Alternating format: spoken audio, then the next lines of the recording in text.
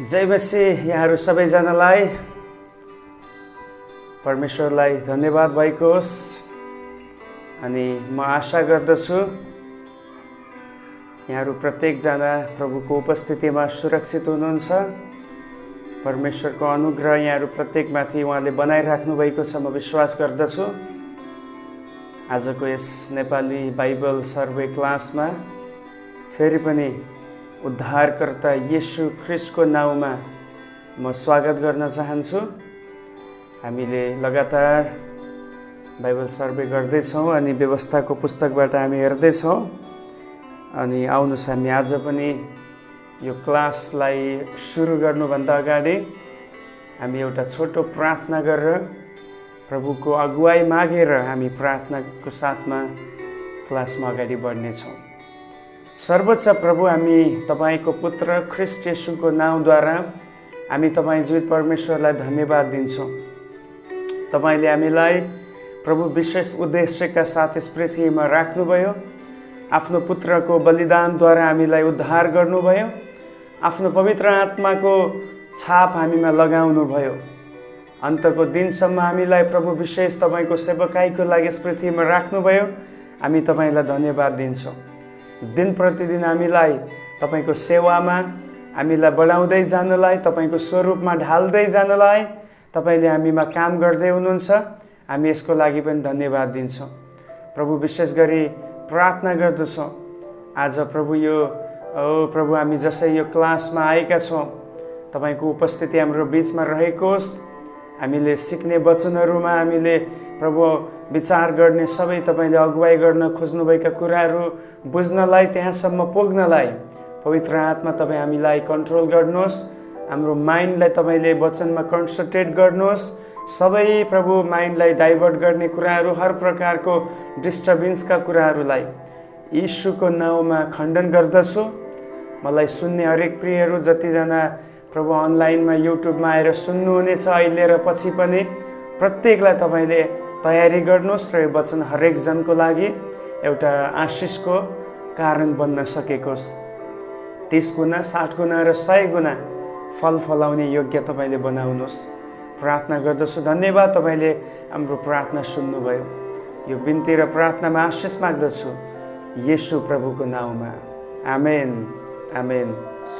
प्रभुलाई महिमा भएको होस्। आउनुहोस्, हामी हिजोको दिनमा हामीले हेर्दै थियौँ व्यवस्थाको पुस्तकको अलिकति पृष्ठभूमिहरू विचार गऱ्यौँ। अनि आज हामी त्यसै गरी अझै कन्टिन्यू गर्दै जाने क्रममा हामी व्यवस्थाको पुस्तकको विभाजनलाई हेर्नेछौँ। यसको आउटलाइन कतिवटा भागमा यो विभाजित छ भन्ने कुराहरू हामी यसको ब्लुप्रिन्ट हामी हेर्नेछौँ, ताकि ब्लुप्रिन्टको आधारमा हामीलाई थाहा हुनसक्छ कि पुस्तकको भित्र के मेसेज छ भन्ने कुराहरू हामी बुझ्न सक्दछौँ। पहिलो रूपरेखा भनौँ, पहिलो ब्लुप्रिन्ट चाहिँ व्यवस्थाको पुस्तकको छ मोसाको पहिलो सम्बोधन। मोसाले खास गरी व्यवस्थाको पुस्तकमा 3 पटक इस्राएलीहरूलाई सम्बोधन गरेको छ, एड्रेस गरेको छ। जसरी देशमा पनि प्रधानमन्त्रीले विभिन्न प्रकारको विशेष सूचनाहरू, अनाउन्समेन्टहरू ल्याउँदाखेरि देशलाई एड्रेस गरेर बोल्ने गर्नुहुँदछ अनि त्यसलाई आधिकारिक रूपमा मानिने गरिन्छ। आजकल न्युजहरूमा कतिपटक हामीले हेर्दाखेरि एकदम फ्याक्ट कुरा हामी पाउन सक्दैनौँ। झुटा नभएका कुराहरू, पहिले भएका कुराहरूलाई पनि कतिपटक च्यानलहरूले त्यसलाई चाहिँ एउटा न्युज बनाएर मसला हालेर अहिलेको लागि चलाउने हुनाले हामी 100% आजको न्युजमा पनि हामी डिपेन्ड हुन सक्दैनौँ। तर हामीलाई त्यति बेलासम्म मतलब हरेक कुरामा हामी स्योर हुन सक्दैनौँ जबसम्म सम्बन्धित व्यक्ति, राष्ट्रको मुख्य व्यक्तिले अफिसियल्ली त्यसलाई घोषणा गर्नुहुन्न। त्यस्तै अब यहाँ इस्राएलीहरूलाई मोसाले यहाँ एड्रेस गर्नुको पछाडि चाहिँ उनीहरूको लागि सबैभन्दा महान अगुवा जो चाहिँ परमेश्वरद्वारा अभिषिक्त हुनुहुन्छ, परमेश्वरले चलाउनु भएको व्यक्ति हुनुहुन्छ, उहाँ चाहिँ मोसा नै थिए। अनि त्यो मोसा एउटा अभिषिक्त भएको कारण, सेवकाईमा भएको कारणले प्रत्येक इस्रायलमा भएको इस्रायलीहरूले चाहिँ चाहे ठुलो होस् या सानो होस्, जुनसुकै लेभलकोले पनि अन्तमा आधिकारिक रूपमा कुनै पनि कुराको निर्णय गर्दाखेरि चाहिँ मोशाद्वारा बताइएको कुरा मात्रै आधिकारिक हुने गर्दथ्यो, अफिसियल्ली हुने गर्दथ्यो।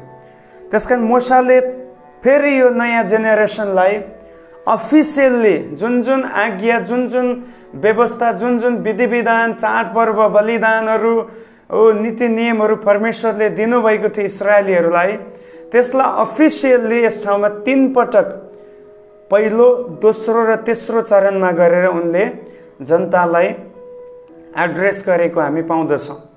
त्यो मध्ये पहिलो एड्रेस, पहिलो मोशाको सम्बोधन हामी पाउँदछौँ 1 अध्यायको 1 देखि 4 अध्यायको 43 पदसम्म हामी पाउँदछौँ।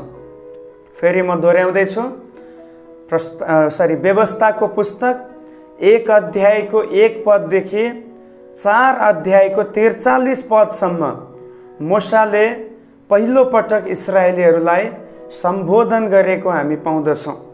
ओके, अब यो सम्बोधनको मूल विषय चाहिँ के थियो त? यो 1 देखि 4 अध्यायको 43 पदसम्म मोशाले के कुरालाई फोकस गर्दै थियो, के कुरा चाहिँ इस्रायलीहरूले बुझुन् भन्ने उद्देश्यले उनले जोड दिएर एम्फसाइज गरेर बोल्दै थिए त? पहिलो कुरा, पहिलो भन्दाले मूल कुरा नै यही थियो कि what God has done for their Israelites, their parents. परमेश्वरले उनीहरूको पिता पुर्खाहरू, उनीहरूको जति पनि प्यारेन्ट्सहरू थिए, गार्जेनहरू थिए, उनीहरूलाई के कुरा परमेश्वरले गर्नुभयो त? What he has done while they were wandering in the desert. मरुभूमिमा जब उनीहरू यात्रा गर्दै थिए, परमेश्वरले के कुराहरू उनीहरूको जीवनमा गर्नुभयो भन्ने कुरालाई मोशाले यस ठाउँमा फोकस गर्दैछन्। परमेश्वरले उनीहरूको लागि गर्नुभएका कुराहरू, परमेश्वरले मिश्र देशबाट छुडाउँदाखेरि हामीले अलरेडी प्रस्थानको पुस्तकमा हेरिसक्यौँ। तर यो प्रजालाई थाहा थिएन कि परमेश्वरले के गर्नुभयो, किनभने यिनीहरू त कति जन्मिएको पनि थिएन त्यो बेलामा जब परमेश्वरले मिश्र देशमा 10 वटा विपत्तिहरू, आश्चर्य कर्महरू गर्नुभयो, पठाउनुभयो। अब यिनीहरूलाई थाहा पनि थिएन कि लाल समुद्र कसरी यिनीहरूको पिताहरू, पुर्खाहरू, जो उनीहरूको गार्जेनहरू चाहिँ तरे भन्ने कुरा उनीहरूलाई थाहा थिएन। उनीहरूलाई यो पनि थाहा थिएन कि परमेश्वरले कसरी चट्टानबाट पानी पिलाउनु भयो, किनभने अधिकांश मानिसहरू चाहिँ उजाड भूमिमा 40 वर्षको यात्राको क्रममा नै जन्मिएका पुस्तालाई प्रभुले यहाँनिर उनीहरूलाई अहिले कनानको लागि तयार पार्दै हुनुहुन्छ। त्यो आधारमा मोशाले अब रिपिट गर्दैछ, मैले हिजो पनि भने, दोस्रो पटक फेरि व्यवस्थालाई नवीकरण गरिएको छ। त्यसकारण यो पुस्तकको नाम अङ्ग्रेजीमा ड्युट्रोनोमी भनिएको छ, दोस्रो व्यवस्था, सेकेन्ड मेसेज हामी भन्न सक्दछौँ। अब यो नयाँ प्रजालाई मोशाले 1 देखि 4 अध्यायको 43 पदसम्म चाहिँ यही कुरा बताउन खोज्दैछन् कि परमेश्वरले बितेका दिनहरूमा धेरै महान कामहरू गर्नुभएको छ हाम्रो जीवनमा। हामीलाई मिश्रमा हुँदा उहाँले आश्चर्य कर्म गरेर छुटकारा गरी पठाउनु भयो। हामी जब भूमिमा अगाडि बढ्दै थियौँ, परमेश्वरले हामीलाई चलाउनु भयो, शत्रुहरूबाट बचाउनु भयो। अनि त्यसपछि विभिन्न प्रकारले मन्नाहरू जुटाउनु भयो, चट्टानबाट पानी पिलाउनु भयो। मरुभूमिमा यात्रा गर्दाखेरि दिनमा बादलको खाँबो र रातमा आगोको ज्वाला भएर परमेश्वरले अगुवाई गर्नुभयो। इत्यादि कुराहरू मोशाले यो ठाउँमा रिपिट गरेको हामी पाउँदछौँ, ताकि उनीहरूले परमेश्वरको जुन बितेका दिनहरूमा गरेका ती महान र भलाइका कामहरू छ त्यसलाई सम्झेर उनीहरू अझ हम्बल हुन सकुन् भन्ने परमेश्वर इच्छा गर्नुहुन्छ। प्रिय, आज हाम्रो जीवनमा पनि हामीले कहिले पनि भुल्न नहुने एउटा सत्यता चाहिँ के हो भन्दाखेरि, हामी आज जुन ठाउँमा पुगे तापनि हाम्रो पास्ट कस्तो थियो, कुन स्थानबाट परमेश्वरले हामीलाई बोलाउनु भयो, र आज कुन अवस्थासम्म उहाँले कुन माध्यमबाट त्यहाँ पुर्याउनु भयो, यो कुरा जरुर हामीले याद गर्नुपर्दछ। धेरै पटक हामी जब सफल व्यक्ति बन्दछौँ या केही हासिल गर्दछौँ, हामी यो भुली पठाउँदछौँ कि म कहाँबाट आएको हुँ, मेरो लेभल के थियो, मलाई यो ठाउँसम्म आइपुग्नको लागि कुन कुन व्यक्तिहरूलाई प्रभुले चलाउनु भयो।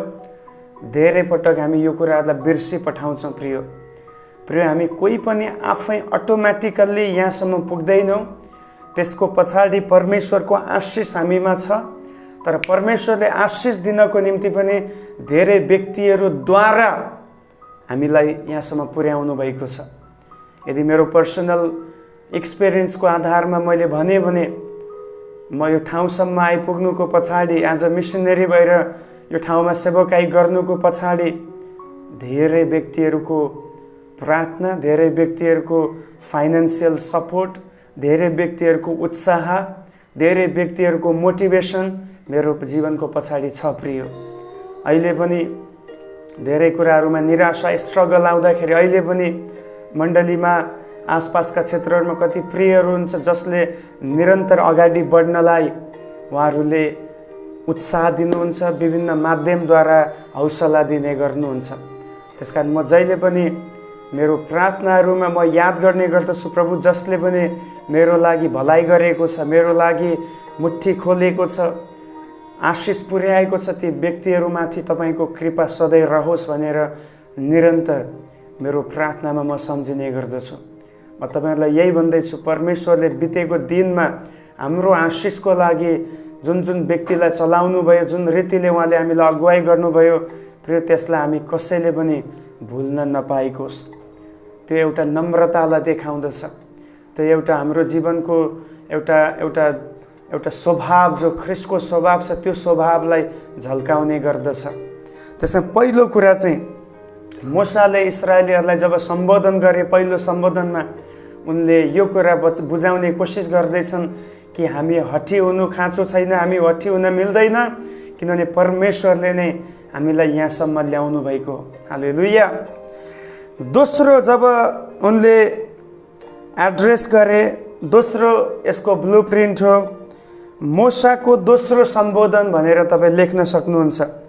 4 अध्यायको 44 देखि 28 अध्याय पुरा, व्यवस्थाको पुस्तक 4 को 44 पददेखि 28 अध्यायसम्म चाहिँ मोसाले दोस्रो पटक इस्राएलीहरूलाई सम्बोधन गर्दैछन्। अनि यो पहिलो सम्बोधनमा चाहिँ उनले फोकस गरेको थियो कि परमेश्वरले बितेको दिनहरूमा के काम गर्नुभयो भन्ने कुरा उनले याद दिलाए भने, अब दोस्रो सम्बोधनमा चाहिँ उनले ईश्वरीय जीवनयापनको निम्ति परमेश्वरीय सिद्धान्तहरू के छन् त, उनले त्यो कुराहरूलाई रिपिट गर्दैछन्। यहाँ रिपिटेसन हुँदैछ। जुन कुरा अलरेडी लेवीको पुस्तकमा, प्रस्थानको पुस्तकमा बताइएको थियो, बलिदान र चाडपर्व सम्बन्धी नियमहरू, त्यही कुरालाई अब यहाँ फेरि रिपिट गरिँदैछ। अनि यहाँ रिपिट गर्दाखेरि चाहिँ उनले यही कुरा भन्दैछन् नयाँ जेनेरेसनलाई कि तिमीहरू अब चाहिँ पिता पुर्खा जस्तो घमण्डी भएर, अटेरी भएर गनगनको जीवनमा होइन, तर तिमीहरू चाहिँ ईश्वरीय स्वभाव, एउटा गडली स्वभावमा तिमीहरू चाहिँ बढ्नु पर्दछ। अनि त्यसको लागि चाहिँ के सिद्धान्तहरू, के प्रिन्सिपल्सहरूलाई तिमीहरूले पालना गर्नुपर्छ भन्ने कुरा चाहिँ मोसाले त्यो ठाउँमा बताइरहेको छ। 4 को 44 देखि 28 अध्यायसम्म यो कुरा, यो विषयको आधारमा हामी पढ्न सक्दछौँ, बुझ्न सक्दछौँ।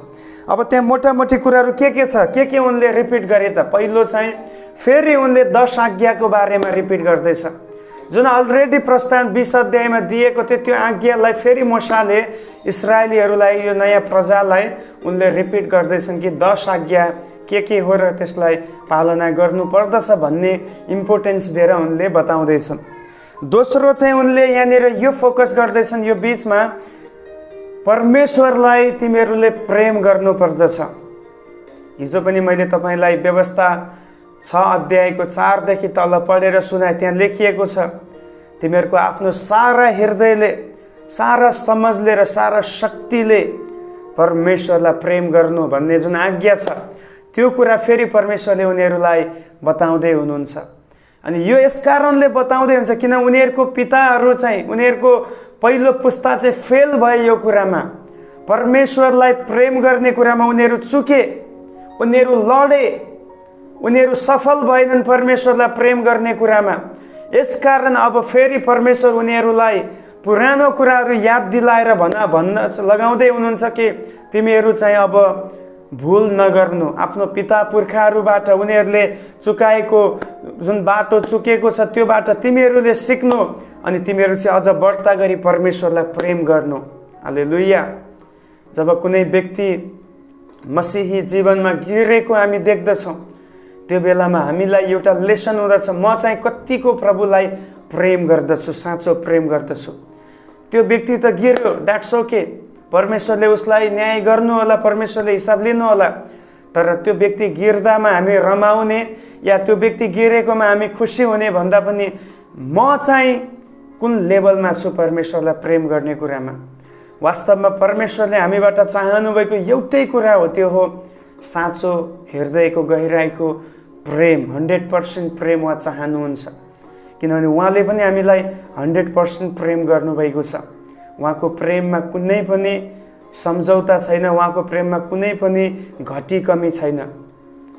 त्यसै कारण आज हामी पनि प्रभुलाई साँचो प्रेम गर्न सकौँ। प्रिय, देखावटी या मुख्य प्रेम मात्र होइन, बोलीले मात्र होइन, तर हाम्रो भित्र हृदयदेखि एउटा जेन्युन त्यो ख्रिस्टको निम्ति गरिने प्रेम हामी प्रत्येक दिन हामी सो गर्न सकौँ। त्यो कुरा मूसाले भन्दैछ। आराधनाको निम्ति नियमहरू त्यहाँ दिएको छ। फेरि अब आराधना भन्नाले पुरानो नियममा बलिदानको कुरालाई आराधनासँग जोडिएको छ, उनीहरूले मनाउने चाडपर्वलाई आराधनासँग जोडिएको छ। उनीहरूले फेरि अब कसरी बलिदान चढाउनुपर्छ, बलिदानको नियम के हो, कुन कुन पर्वहरू मनाउनुपर्छ, सबै कुराहरू मूसाले दोहोऱ्याएको छ। वास्तवमा इस्राएलीहरूले दिनमा 3 पटक उनीहरूले प्रार्थना गर्दथे, दिनमा 3 पटक। एक दुईवटा पद म तपाईँलाई पढेर सुनाउन चाहन्छु यो विषयमा, तपाईँले पढ्नको निम्ति मसँग पल्टाउनु होला। व्यवस्थाकै पुस्तक 6 अध्यायको 4 देखि 6 पद। यो हिजो पनि पढेको, तर आज पनि यसलाई पढ्नु एकदमै उचित छ। व्यवस्था 6 अध्यायको 4 देखि 6 पदसम्म म पढ्नेछु। यहाँ लेखिएको छ, हे इस्राएल सुन, परमप्रभु हाम्रा परमेश्वर एउटै परमप्रभु हुनुहुन्छ। तिमीहरूले परमप्रभु आफ्ना परमेश्वरलाई आफ्नो सारा हृदयले, आफ्नो सारा प्राणले र आफ्नो सारा शक्तिले प्रेम गर। मैले आज तिमीहरूलाई सुनाएका आज्ञाहरू आफ्नो मनमा राख। भनेपछि हरेक इस्राएलीहरूले, यहुदीहरूले बिहान उठेपछि आफ्नो घरमा सबै परिवारको सदस्यहरूलाई राखेर उनले यो कुरा परिवारको मुख्यले घोषणा गर्ने गर्दथे, हे इस्राएल सुन, परमप्रभु परमेश्वर एउटै हुनुहुन्छ।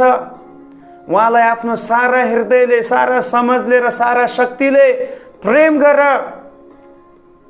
हेर्नुहोस्, यो कुरा चाहिँ हरेक यहुदीले आफ्नो घरमा हरेक बिहानी भन्नुपर्ने थियो। अनि यसलाई चाहिँ हिब्रू भाषामा शेमा पढाइ भनिन्छ, शेमा भनिन्छ, शेमा। प्रत्येक यहुदीले यो कुरालाई पढ्नु पर्दथ्यो। वास्तवमा इस्राएलीहरूले, यहुदीहरूले दिनमा 3 पटक प्रार्थना गर्ने कुरा हामी पाउँदछौँ। विशेष गरी दानियल 6को 11 पदमा हेऱ्यो भने त्यहाँ दानियलले सदा जस्तै 3 पटक प्रार्थना गर्दथे भनेर लेखिएको छ। दाउदको विषयमा भजन सङ्ग्रहमा लेखिएको छ, उनी बिहान दिउँसो र बेलुकी प्रार्थना गर्दथे भनेर लेखिएको छ। भनेको अर्थ एउटा यहुदी, सच्चा परमेश्वर भक्त यहुदीले दिनमा 3 पटक प्रार्थना गर्ने गर्दथ्यो। अनि यो दिनमा 3 पटक गरिने प्रार्थनाहरूको 3वटा रूप थियो, 3वटा एउटा यसको एस्पेक्ट थियो। पहिलो चाहिँ उनीहरूले गर्ने प्रार्थना चाहिँ टेफिला भनिन्थ्यो, हिब्रू भाषामा टेफिला। तपाईँले लेख्न सक्नुहुन्छ। म अलिकति तपाईँलाई यहुदीहरूको सैद्धान्तिक कुराहरू बताउँदैछु। यो कुराहरू बाइबलमा हामी पढ्दा पाउँदैनौँ, तर बाइबलसँग सम्बन्धित अन्य पुस्तकहरू, अरू बिब्लिकल पुस्तकहरू जो बाइबललाई बुझाउन लेखिएको छ, ती पुस्तकहरूको आधारमा यो कुरा बुझ्दछौँ। यहुदीहरूले दिनमा 3 पटक प्रार्थना गर्दथे। अनि पहिलो प्रार्थनाको रूपमा चाहिँ उनीहरू टेफिलाको रूपमा त्यसलाई लिन्थे। टेफिला चाहिँ एउटा गीत थियो, जसरी हामी पनि प्रार्थनामा आराधना गर्छौँ, त्यो पनि प्रार्थनाको एउटा भाग हो नि, गाना गाउँछौँ नि, त्यो पनि प्रार्थनाको एउटा भाग हो। त्यस्तै टेफिला उनीहरूको प्रार्थनाको एउटा पाठ थियो, त्यो चाहिँ गीत थियो, जसमा चाहिँ बाजा बजाएर उनीहरू आशीर्वाद, एकले अर्कालाई आशिष पुग्ने, एकले अर्कालाई शान्ति दिने, उत्साह दिने, ढाडस दिने गीतहरू उनीहरू गाउँदथे। अनि जब त्यो लिडरले गाउँथ्यो, पुरा समुदायले, सुन्नेहरूले चाहिँ त्यसलाई पछ्याउनु पर्थ्यो। यदि घरमा मुखियाले त्यो कुरा गाउँदैछ भने अरूले पनि त्यसलाई पछ्याउँदथे। कहिले कहिले हामी पनि भजन सङ्ग्रह पढ्दा एक पाठ म पढ्छु अनि तपाईँले त्यसैलाई रिपिट गर्नु भन्छौँ नि, हामी त्यही हो टेफिला भने। त्यस्तै तपाईँ बुझ्न सक्नुहुन्छ, सोच्न सक्नुहुन्छ। अनि यसमा टेफिला गाउँदा चाहिँ महिलाहरू अनि केटाकेटी र दास दासीलाई पनि समावेश गरिन्थ्यो। टेफिलामा चाहिँ सबै महिलाहरू पनि, बच्चाहरू पनि, घरमा काम गर्ने नोकर चाकरहरू पनि यो गाना गाउने बेलामा चाहिँ उनीहरूलाई पनि समावेश गरिन्थ्यो। त्यसै पहिलो चाहिँ यहुदीहरूले गर्ने प्रार्थनामध्ये टेफिला थियो, जो चाहिँ गीत थियो, आराधनाको भाग थियो। दोस्रो चाहिँ अघि मैले भने जस्तै सेमा पढाइ थियो। सेमा यो चाहिँ हरेक यहुदीहरू जो पक्का रूपमा यहुदी मतमा लागेको छन्, 12 वर्षभन्दा माथिका, त्यो पनि केवल पुरुषहरूले मात्र यो सेमा पढाइ गर्ने गर्दथे। अरू सबैले यसमा भाग लिन पाउँदैनथे। यहुदी नियमअनुसार 12 वर्षभन्दा माथिका पुरुषहरूले मात्रै यो सेमा पढाइ गर्ने गर्दथे। प्रत्येक दिन उनीहरूले यो गर्नु पर्दथ्यो घरमा। अनि तेस्रो चाहिँ पहिलो टेफिला, दोस्रो सेमा, तेस्रो चाहिँ काडिस। काडिस चाहिँ आरामिक भाषामा पढिन्थ्यो, जो चाहिँ जब उनीहरूको सेवा हुन्थ्यो, त्यो प्रार्थनाको एउटा भाग हुन्थ्यो, त्यसको अन्तिम समयमा चाहिँ त्यो काडिस पढाइ गरिन्थ्यो, काडिसको सेवा गरिन्थ्यो। अनि यो चाहिँ जस्तै येशू ख्रिस्टले पनि क्रुसमा मर्ने बेलामा अन्तिममा उहाँले भन्नुभयो, इलोई इलोई लामा सबखतनी, अरबिक शब्द थियो, त्यो अरबिक भाषा थियो। त्यस्तै यहुदीहरूले पनि, अब येशूले पनि अरबिक सिक्नु भएको थियो होइन, यसको मतलब अरबिक भाषा उहाँ जान्नुहुन्थ्यो। कारण चाहिँ हरेक घरमा अरबिक पढाइन्थ्यो। यो चाहिँ यहुदीहरूको एउटा नजिकसँग रिलेटेड भाषा थियो। जस्तै अहिले हामी नेपालीहरू हिन्दी भाषा पनि बोल्ने गर्छौँ, हिन्दी फिल्महरू हामी हेर्दछौँ, अनि हिन्दी व्यक्तिहरूसँग हामी हिन्दीमा कुरा गर्दछौँ, बुझ्दछौँ। त्यस्तै यहुदीहरूले अरबिक भाषा पनि, एक्चुअली उनीहरूको आफ्नो मातृभाषा चाहिँ हिब्रू भाषा थियो, उनीहरूको आफ्नो भाषा चाहिँ, तर अरबिक पनि उनीहरूले बोल्ने गर्दथे। त्यस कारण येशूले पनि इलोई इलोई लामा सबखतनी भन्ने अरबिक भाषा चलाउनु भयो। अनि काडिस चाहिँ त्यही हो, सेवाको अन्तिम समयमा चाहिँ उनीहरूले यो भाषामा एउटा प्रार्थना गरेर उनीहरू छुट्ने गर्दथे। म आशा गर्छु तपाईँले बुझिसक्नुभयो होइन। अब यहाँ चाहिँ के हामी देख्दछौँ भने आराधनाको निम्ति, प्रार्थनाको निम्ति जुन नियम थियो, त्यो चाहिँ यहुदीहरूको लागि दिएको नियम यस्तो खालको थियो। अनि चौथो कुरा चाहिँ त्यो अब मूसाको दोस्रो सम्बन्धमा, ईश्वरीय जीवन यापन सम्बन्धी सिद्धान्तमा राष्ट्रलाई कसरी चलाउनु पर्छ भनेर त्यसको विषयमा कानुनहरू पनि त्यहाँ मूसाले दोहोऱ्याएको हामी पाउँदछौँ। यानि कि एउटा देश भइसकेपछि त्यहाँ अब कस्तो कानुन हुनुपर्दछ, कसको लागि कस्तो कानुन, गल्ती गर्नेको लागि कस्तो कानुन, अनि जनताको लागि, पूजाहारीको लागि कस्तो कानुन, अलग अलग प्रकारको देशसँग सम्बन्धित, राज्यसँग सम्बन्धित कानुनहरू चाहिँ त्यहाँ रिपिट गरेको हामी पाउँदछौँ। अनि त्यसै गरी मानवीय सम्बन्धको विषयमा पनि कानुनहरू मूसाले दिएको छ। यानि कि एकअर्कासँगको सम्बन्ध कस्तो हुनुपर्दछ भन्ने कानुनहरू, व्यवस्था पनि मूसाले यहाँ फेरि रिपिट गरेको छ। र अन्तिममा यो जुन ईश्वरीय सिद्धान्तहरू जो उनीहरूले जिउनु पर्ने थियो, दोस्रो सम्बोधनमा उनले भन्दाखेरि अन्तिम चाहिँ आज्ञाकारिता र अनाज्ञाकारिताको परिणाम के हुन्छ। एक्चुअली यो चाहिँ तपाईँले व्यवस्था 28 अध्यायमा हेर्न सक्नुहुन्छ। आज्ञाकारी भयो भने त्यसले कस्तो आशिष ल्याउँछ, अनाज्ञाकारिताले कस्तो प्रकारको श्रापहरू ल्याउँछ भन्ने कुरा चाहिँ हामी विशेष गरी पाउँदछौँ। अब तेस्रो, मूसाले तेस्रो सम्बोधन गरेको छ, तेस्रो ब्लुप्रिन्ट व्यवस्थाको पुस्तकको तेस्रो रूपरेखा छ, तेस्रो डिभिजन छ, विभाजन छ, त्यो हो मोसाको तेस्रो सम्बोधन भनेर तपाईँ लेख्न सक्नुहुन्छ। यहाँ चाहिँ यो चाहिँ 29 देखि 30 अध्याय, दुईवटा च्याप्टर 29 र 30 च्याप्टरमा चाहिँ हामी मोसाको तेस्रो सम्बोधन हामी पाउँदछौँ। अनि त्यहाँको मूल विषय भनेको चाहिँ एउटै छ, परमेश्वरप्रति समर्पित हुनलाई उनीहरू बोलाइएका थिए। उनीहरूको बोलावट चाहिँ इस्राएलीहरूलाई परमेश्वरले बोलाउनु भएको उद्देश्य, कनान देशमा लानुको उद्देश्य, परमेश्वरले यो सबै व्यवस्था र नियम कानुनहरू दिनुको उद्देश्य चाहिँ यो थियो, उनीहरू परमेश्वरप्रति अझ समर्पित हुन सकुन्, अझ बलियो हुन सकुन्, अझ परमेश्वरको आज्ञामा उनीहरू पालना गर्नको निम्ति निश्चयता लिएर अगाडि बढ्ने व्यक्ति हुन सकुन् भन्ने परमेश्वरको इच्छा थियो। त्यसकारण अहिले परमेश्वरले मोसाद्वारा उनीहरूलाई तिमीहरू समर्पित हुनुपर्दछ, तिमीहरूले अब भुल गर्न पाउँदैनौ, अब तिमीहरू फेरि पुरानो पिता पुर्खाहरूको चालमा हिँड्न पाउँदैनौ, अब तिमीहरूले आफ्नो रहन सहनलाई, जीवनयापनलाई बदल्नु पर्दछ, अब तिमीहरूले आफ्नो मनमानीलाई छोडेर परमेश्वरको अगुवाई आफ्नो जीवनमा खोज्नु पर्दछ इत्यादि परमेश्वरसँग सम्बन्धित कुराहरू, परमेश्वरमा अझ डेडिकेट हुने कुराहरू, यो सबै कुराहरू चाहिँ मोसाले त्यो ठाउँमा बताएको हामी पाउँदछौँ। यानि कि अब चाहिँ तिमीहरू बालक होइनौ, अब तिमीहरू चाहिँ एकदमै उत्तरदायी बन्नु पर्दछ, हरेक कुराको जवाबदेही तिमीहरू बन्नु पर्दछ। त्यो चाहिँ त्यति बेला तिमीहरू जवाबदेही बन्न सक्छौ जब तिमीहरू परमेश्वरप्रति समर्पित हुँदछौ।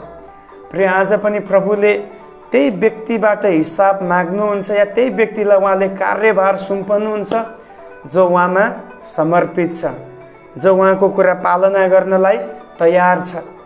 यदि हामी उहाँको वचनलाई तुच्छ ठान्दछौँ, उहाँको वचनलाई पालन गर्न तयार छैनौँ भने परमेश्वरले केही जिम्मेवारी पनि दिनुहुन्न। जिम्मेवारी त्यसैलाई दिइन्छ जो विश्वासयोग्य छ, जो समर्पित छ। एउटा काम गर्ने अफिसमा जुनसुकै नोकरीको क्षेत्रमा प्रमोसन त्यसको हुन्छ जो चाहिँ मालिकप्रति, कामप्रति समर्पित हुँदछ र मेहनत गर्दछ। अनि क्रिस्चियन जीवन पनि त्यही हो प्रिय। सायद तपाईँ सोच्नुहुन्छ होला किन मेरो जीवनमा मलाई प्रभुले चलाइरहनु भएको छैन, किन म माथि अझै बढ्न सकेको छैन, किन अझ म चाहिँ परमेश्वरको कामको निम्ति तयार भएको छुइनँ। प्रिय, एउटै सवाल, एउटै चुनौती म तपाईँलाई आज गर्न चाहन्छु। जति तपाईँ प्रभुको निम्ति समर्पित हुनुहुन्छ त्यति परमेश्वर पनि तपाईँप्रति भरोसा गर्नुहुन्छ। हालेलुया।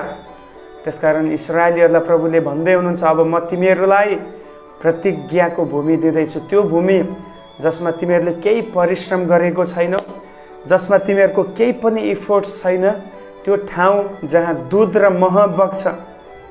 दुध र मह बग्ने भन्नाले लिटरली दुध बग्ने भन्न खोजेको, तर एउटा प्रशस्ततालाई, एउटा उर्वरा भूमिलाई त्यसले सम्बोधन गर्दैछ। यस्तो ठाउँ, यस्तो आशिषको जग्गामा म तिमीहरूलाई लिएर जाँदैछु जो चाहिँ तिमीहरू समर्पित हुनुपर्दछ त्यसको लागि भनेर प्रभुले भन्दै हुनुहुन्छ। तिमीहरूको पिता पुर्खाहरू यस कारणले त्यो भूमिमा प्रवेश गर्न पाएनन् किनभने उनीहरूको समर्पणतामा कमी थियो। यदि उनीहरू समर्पित भएको भएदेखि उनीहरू विद्रोहमा उभिने थिएनन्। यदि उनीहरू समर्पित भएको भएदेखि उनीहरू गनगनको जीवनलाई त्याग्ने थिए। उनीहरू समर्पित थिएनन्, तर तिमीहरू चाहिँ समर्पित हुनुपर्दछ किनभने म तिमीहरूलाई त्यो देशमा लगिरहेछु। Hallelujah. The more we dedicate to the Lord, the more Lord will entrust अस।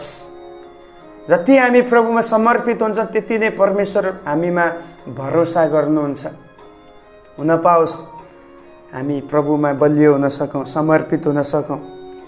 त्यसकारण तेस्रो चाहिँ उनको सम्बोधन 29 र 30 अध्यायमा हामी पाउँदछौँ। चौथो व्यवस्थाको पुस्तकको चौथो विभाजन, रूपरेखा, यो चाहिँ सम्बोधन भन्दा पनि यहाँ चाहिँ हामी मोसाको अन्तिम दिनहरू भनेर लेख्न सक्दछौँ। The last days of Moses, मोसाको अन्तिम दिनहरू 31 अध्यायदेखि 34 अध्यायको 12सम्म तपाईँले हेर्न सक्नुहुन्छ। पछि 31 अध्यायदेखि 34 अध्यायसम्म चाहिँ मोसाका अन्तिम दिनहरूको बारेमा उल्लेख गरिएको छ।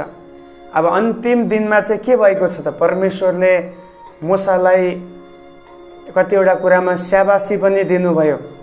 स्याबासी, तैँले अहिलेसम्म विश्वासयोग्य भएर काम गरिस्, धन्यवाद तँलाई, स्याबास असल र विश्वासयोग्य दास, जो तैँले मैले नियुक्त गरेका, मैले खटाएका कामहरू तैँले पुरा गरिस्। दोस्रो चाहिँ परमेश्वरले उनको अन्तिम दिनहरूमा उनका केही गल्तीहरूलाई पनि देखाउनु भयो। यसबाट हामी बुझ्न सक्छौँ गड, परमेश्वर चाहिँ न्यायी हुनुहुन्छ। उहाँ चाहिँ कहिले पनि आफ्नो न्यायलाई अनुहार हेरेर बिगार्ने परमेश्वर हुनुहुन्न। हो, मोसाले 49वटा असल काम गरेको थियो, एउटा उनले बिगारेको थियो, परमेश्वरले त्यो एउटाको लागि पनि उनको कान पक्रिनु भएको छ। योबाट हामी बुझ्दछौँ परमेश्वर आज पनि सिरियस हुनुहुन्छ।